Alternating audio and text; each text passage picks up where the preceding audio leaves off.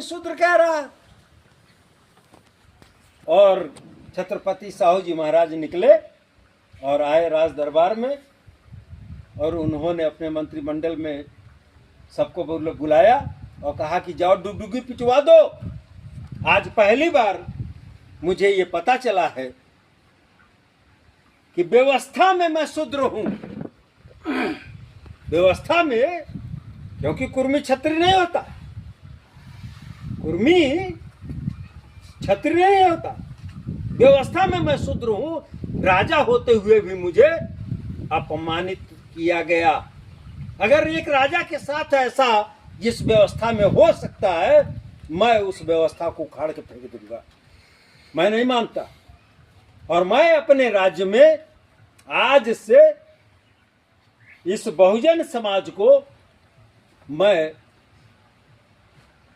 शासन व्यवस्था में इनको भागीदारी दूंगा। डुगडुगी पिटाए, सारे लोग आए, तब जाकर के उन्होंने 50%, 100 में 50 आरक्षण देने की व्यवस्था की बात किया। और जाकर के लंदन से पास करवा करके लाके 26 जुलाई 1902 से आरक्षण व्यवस्था लागू कर दिया। तो साहू जी महाराज ने 50% आरक्षण अपने कोल्हापुर राज्य में लागू की। जब कोल्हापुर राज्य में लागू करने की बात उन्होंने शुरू किया और देना शुरू किया, तो उस समय ब्राह्मणों का दिमाग एकदम खटक गया कि ये तो निहायत गलत हो रहा है। कल तक तेल पेरने वाला, भैंस चराने वाला, बाल काटने वाला, और आज वो लेखपाल बनेगा, कानूनगो बनेगा, तहसीलदार बनेगा, मास्टर बनेगा। ये गलत, ये नहीं होना चाहिए। एक ब्राह्मण जो वकील थे, एडवोकेट अभयंकर, एडवोकेट अभयंकर को तैयार करके ब्राह्मणों ने भेजा। एडवोकेट अभयंकर गए साहू जी महाराज के पास और साहू जी महाराज से पूछे कि ये बताइए, आप जो ये व्यवस्था लागू किए हैं, ये समाज को तोड़ने का व्यवस्था है ना? बहुत निहायत गलत बात है। अब कपड़ा धोने वाला टीचर बन जाएगा, बाल काटने वाला लेखपाल बन जाएगा। ये गलत है। साहू जी महाराज ने कहा कि वकील साहब आए हैं, आप बहुत थके होंगे, बैठिए, थोड़ा पानी वानी पी लीजिए और चलिए थोड़ा सा घूम के आते हैं। साहू जी महाराज को लेके गए। कहाँ पे लेके गए? जिधर घोड़े बांधे हुए थे, ढेर सारे घोड़े बांधे थे, अस्तबल में लेके गए। उन्होंने आदमी से कहा कि सारे घोड़े के गले में जो चने वाली थैली है, झोला लटका है, सबको खोल के लेके आओ और इधर लाके एक चटाई पे, बोरे पे सब डाल दो सारे चने। अब सारे चने डाल दिए गए। उसके बाद कहा कि अब सारे घोड़े को खोल दो। अब सारे घोड़े खोल दिए गए। तो जवान नौजवान घोड़े जो थे वो सब दौड़ते हुए आगे कटबट करते हुए चना खाना शुरू कर दिए। कुछ बुजुर्ग कमजोर घोड़े 10-15 फुट दूर आके खड़े हो गए, और कुछ घोड़े जो बहुत बूढ़े थे, बीमार थे, वो अपने जगह पे ही ऐसे खड़े रह गए। कोई मतलब ही नहीं उसका। 5 मिनट के बाद साहू जी महाराज ने पूछा कि वकील साहब, कुछ आप देख रहे हैं? कहे हाँ हाँ देख तो रहा हूँ। कहे क्या देख रहे हैं? कहे घोड़े चना खा रहे हैं। कहे आप देख रहे हैं कि घोड़े चना खा रहे हैं, आप ये भी देख रहे हैं कि कुछ घोड़े 10-15 फुट दूर खड़े हैं। वकील साहब, जो नौजवान तगड़े घोड़े हैं वो तो आके चना खा रहे हैं, जो कमजोर घोड़े हैं वह 10-15 फुट दूर खड़े हैं। वह नजदीक इसलिए नहीं आ रहे हैं कि चना भी नहीं मिलेगा, और उल्टे वो मारेगा लात बैकी के, तो थोबड़ा भी टूट जाएगा और चना मिलेगा भी नहीं। वकील साहब कुछ घोड़े अपने जगह से हिले भी नहीं है, क्योंकि वो इतने बूढ़े और इतने बीमार हैं कि वो वहां तक नहीं आ सकते। आपका क्या कहना है? उन घोड़ों को जीने का अधिकार नहीं है? उनको गोली मार देनी चाहिए क्या? नहीं नहीं, ऐसा तो नहीं।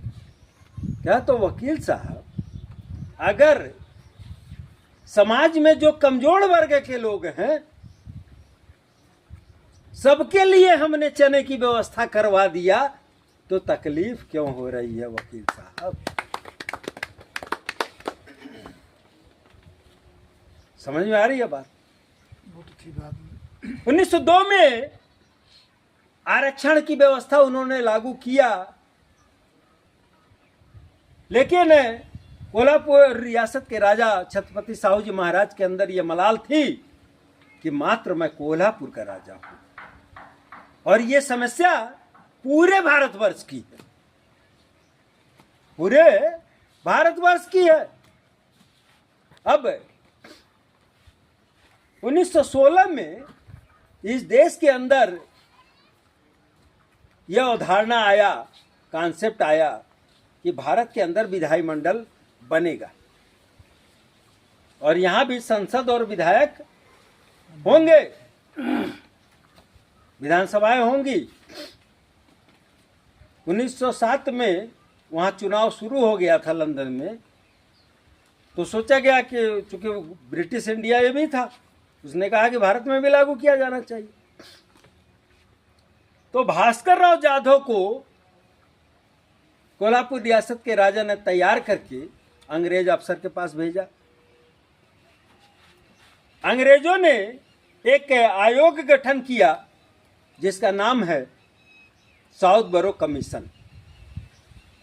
साउथ बरो नाम का अंग्रेज के नाम से जो कमीशन बना, उस कमीशन का नाम है साउथ बरो कमीशन। साउथ बरो ने यह कहा कि भारत के अंदर रहने वाले सभी वर्ग के लोगों को, जो किसी भी जात के, किसी भी धर्म के, किसी भी वर्ग के होंगे, सबको विधानसभा में, संसद में समान रूप से भागीदारी मिलेगी, उनको समान रूप से हिस्सेदारी मिलेगा, चुनाव लड़ने को मिलेगा, विधायक और सांसद बनने को मिलेगा। उस समय कांग्रेस के राष्ट्रीय अध्यक्ष थे पंडित बाल गंगाधर तिलक।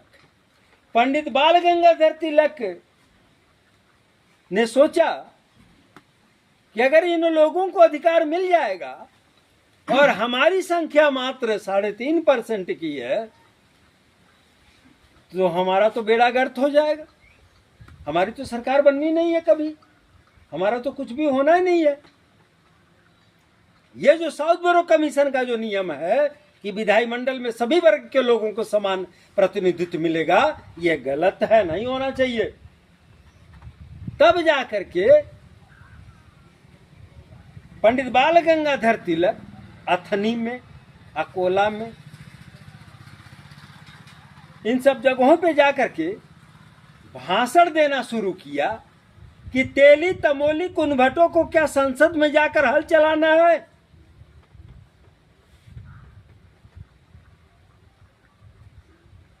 उस जगह एक जनसभा में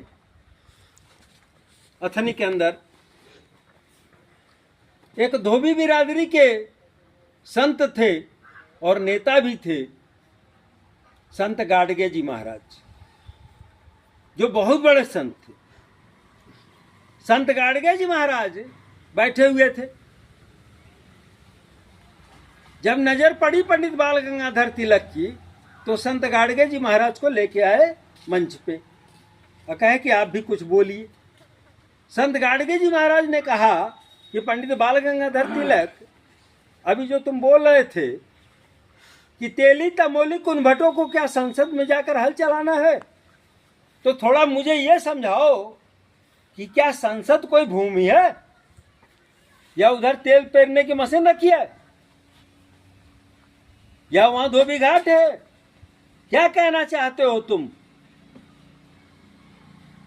अब पंडित बाल गंगाधर तिलक कुछ भी नहीं बोल पाए। कहे, अरे आप महान हैं, आप संत हैं, आप महान हैं, यही कह करके बात डाली। छत्रपति साहू जी महाराज ने भास्कर राव जाधव को भेजा था। उसके बाद 1916 में बाबा साहब डॉक्टर भीमराव अंबेडकर विदेश से आ चुके थे पढ़ के। 31 जनवरी 1919 को दिल्ली के बहुत बड़े ग्राउंड में छत्रपति साहू जी महाराज ने एक जनसभा रखी लाखों लोगों की, और उसमें उन्होंने कहा कि जो प्रतिनिधित्व की लड़ाई ज्योतिबा फूले साहब तो शुरू किए थे और जिसको मैंने अपने कोल्हापुर रियासत में तो सफल कर लिया, लेकिन मैं मात्र कोल्हापुर रियासत का राजा हूं, भारत का नहीं हूं, और पूरे भारत के लिए हम आप लोगों को आंदोलन करना होगा, इसकी लड़ाई लड़नी होगी। तो आप लोगों को मैं आग्रह करना चाहता हूं कि ये जो हमारे बीच में एक नौजवान बैठे हैं जिनको भीमराव अंबेडकर के नाम से जाना जाता है, आप लोग अगर इनको अपना नेता मान करके और अपनी लड़ाई लड़ते हो तो निश्चित है कि बहुत जल्दी आप लोगों को सफलता मिल जाएगी। अब ये जो लड़ाई और ये आंदोलन की शुरुआत हुआ तो पंडित बाल गंगाधर तिलक और वो रामकृष्ण गोखले, इन सारे जो ब्राह्मण नेता थे, इन लोगों को ऐसा लगा कि अगर ये बहुजन समाज के लोग एकजुट हो जाते हैं तो फिर हम लोगों का कभी पत्ता नहीं खुलना, खाता नहीं खुलना। इन लोगों को अगर अपने खेमे में रखना है और अपना गुलाम बना के रखना है तो एक ही चारा है, और वह चारा है धर्म का। इनको धार्मिक बनाओ। तो 1922 में इन लोगों ने क्या किया, हिंदू महासभा का स्थापना किया। 1922 में जब हिंदू महासभा का स्थापना किया तो इन लोगों ने कहा कि हम सब हिंदू हैं, किसी में किसी प्रकार का कोई भेदभाव नहीं है, जो जैसे चाहे वैसे रहिए, आप जनेऊ पहनिए, कुछ भी कीजिए, हम सब एक हैं, कोई दिक्कत नहीं है। अब हिंदू महासभा का गठन किया और इन शूद्रों के ऊपर कंट्रोलिंग कैसे रखा जाए, इसके लिए कंट्रोलिंग पावर के लिए उन लोगों ने रेशियल सुपरमेसी सिस्टम आरएसएस का गठन किया, जो 1925 में आरएसएस का गठन करके ये लोग चलना शुरू किए। अब इधर बाबा साहब डॉक्टर भीमराव अंबेडकर, जिनके ऊपर छत्रपति साहू जी महाराज ने पूरे भारत के बहुजन समाज का आंदोलन का जो कार्यभार दिया था, तो बाबा साहब डॉक्टर भीमराव अंबेडकर उसकी लड़ाई लड़ना शुरू कर दिए थे। 1927 में बाबा साहब ने इस बात को समझ लिया था कि इस देश के अंदर जो मानव में इतनी बड़ी दूरियां हैं, भेद है, उसका मास्टर चाबी जो है वो इस किताब में है, जिस किताब का नाम मनुस्मृति है। क्योंकि मनुस्मृति में एक एक लाइन जो लिखा था वो मात्र यही लिखा हुआ है कि 85% शूद्रों के ऊपर शासन कैसे किया जाए, और अगर ये उस शासन व्यवस्था में किसी तरह का खलल डालने का काम करते हैं, विरोध करते हैं, तो उनको दंडित कैसे किया जाए। इसलिए बाबा साहब को ऐसा लगा कि ये जो मनुस्मृति है ये बहुत बड़ा काला कानून है जो हमारे समाज को गुलाम बनाया हुआ है। तो उन्होंने 25 दिसंबर 1927 को उस मनुस्मृति को जला करके खत्म कर दिया। उसके बाद कालाराम मंदिर में सारे ये जो अभी जैसे अपना बहुजन समाज है, ओबीसी एससी का 85 का, तो सब लोग जिद करते थे मंदिर में हम लोगों को क्यों नहीं जाने देते, मंदिर में हम लोगों को क्यों नहीं जाने देते, हम लोग भी तो हिंदू हैं, हम लोगों को क्यों नहीं जाने देते। बाबा साहब अगर डायरेक्ट बोलते कि हम लोगों को मंदिर में जाने की कोई ज़रूरत नहीं है, क्योंकि उधर जो पत्थर है वो पत्थर हम लोगों को कुछ नहीं दे सकता। लेकिन ऐसा बोलने से ये लगता कि बाबा साहब धर्म विरोधी हैं, धर्म का विरोध करते हैं। इसीलिए बाबा साहब 10,000 लोगों को लेके कालाराम मंदिर में गए। अब कालाराम मंदिर में जो गए तो उधर वो ब्राह्मण एकजुट हो करके और पत्थर मारे, पूरा पत्थरबाजी हुई और 200 से ऊपर लोगों का सर फटा। तो उसके बाद बाबा साहब को ये लगा कि अब क्या होना चाहिए, तो वह सबको एकजुट करके वहां से दूर ले गए और दूर ले जा करके ये बात समझाए कि देखो सभी लोग धार्मिक हैं, सब लोग मंदिर के भगवान को मानने वाले हैं। अगर ये धर्म हमारा होता तो ये ब्राह्मण पत्थर क्यों मारते, हमको क्यों नहीं जाने देते। पत्थर मारने वाले का और जिसके ऊपर पत्थर मारा जा रहा है, दोनों का एक धर्म कैसे हो सकता। दोनों अगर एक ही धर्म के हैं तो फिर एक ही धर्म में एक दूसरे के ऊपर पत्थर कैसे मार रहा है। इसका मतलब है जो धर्म हमको गुलाम बनाता है, हमको नीच अछूत घोषित करता है, वह हमारा धर्म कैसे हो सकता है। तो उस टाइम पे माहौल गर्म था। गरम गरम माहौल में जैसे लोहा जब गर्म हो जाता है तो उसके ऊपर हथौड़ा मारने से आराम से उस पे आकार जैसा चाहते हो वैसा बना लेते।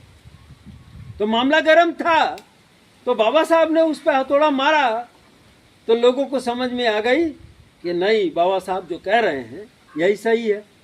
इस पे वो गए कि देखो हम लोग इंसान हैं, लेकिन उधर 14 तालाब के अंदर कुत्ता बिल्ली सुअर गधा कोई भी पानी पी लेता है, कोई विरोध नहीं करता।